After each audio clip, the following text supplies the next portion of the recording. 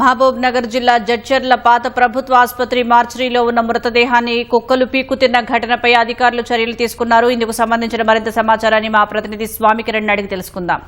స్వామికిరణ్, ఉన్నతాధికారులు ఎవరిపై చర్యలు తీసుకున్నారు? మార్చురీలో మృతదేహాన్ని కుక్కలు పీక్కుతున్నటువంటి ఘటన రాష్ట్ర వ్యాప్తంగా కూడా సంచలనం రేపింది. ఈ ఘటనను ప్రభుత్వం చాలా సీరియస్ గా తీసుకుంది. ఎందుకంటే రాష్ట్ర ప్రభుత్వానికి సంబంధించి వైద్య ఆరోగ్య శాఖ మంత్రి దామోదర్ రాజనరసింహ ఉమ్మడి జిల్లాకు ఆయన ఇన్ఛార్జ్ మంత్రిగా ఉన్నారు.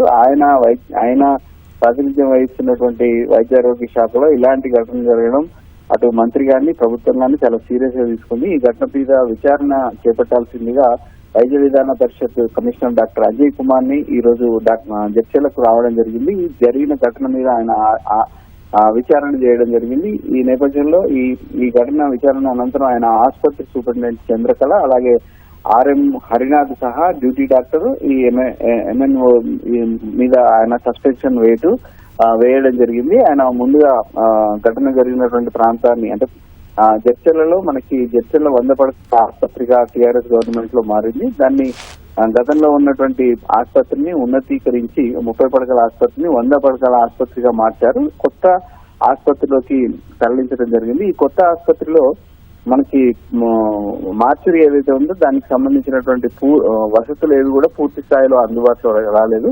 కాబట్టి శవ పరీక్షలు చేయాలంటే అక్కడ సరైనటువంటి వసతులు లేని కారణంగా కామన్ గా బాదేపల్లిలో ఉన్నటువంటి పాత కమ్యూనిటీ హెల్త్ సెంటర్ లోనే ఈ శవ పరీక్షలకు సంబంధించినటువంటి శవ పరీక్షలు అన్ని కూడా జరుగుతాయి. ఇక్కడ అంటే శవ పరీక్ష చేయాల్సినప్పుడు పోస్ట్ మార్టం చేయాల్సినప్పుడు మృతదేహాలను ఇక్కడికి తీసుకొచ్చి చేస్తారు. అందులో భాగంగానే నిన్న నాగశాల గ్రామానికి చెందినటువంటి భీమేశ్వర్ ఆయన చెరువులో పడి జరిగింది.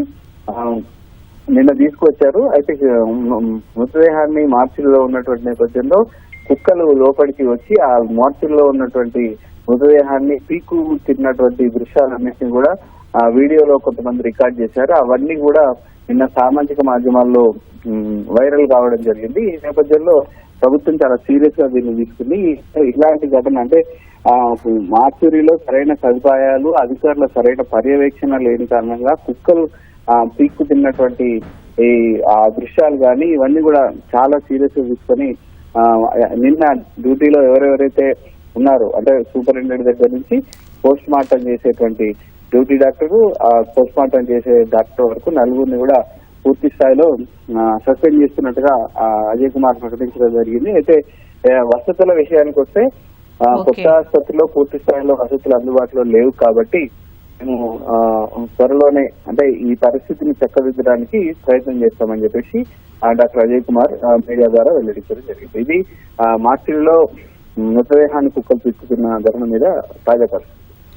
ధన్యవాదాలు స్వామికిరణ్.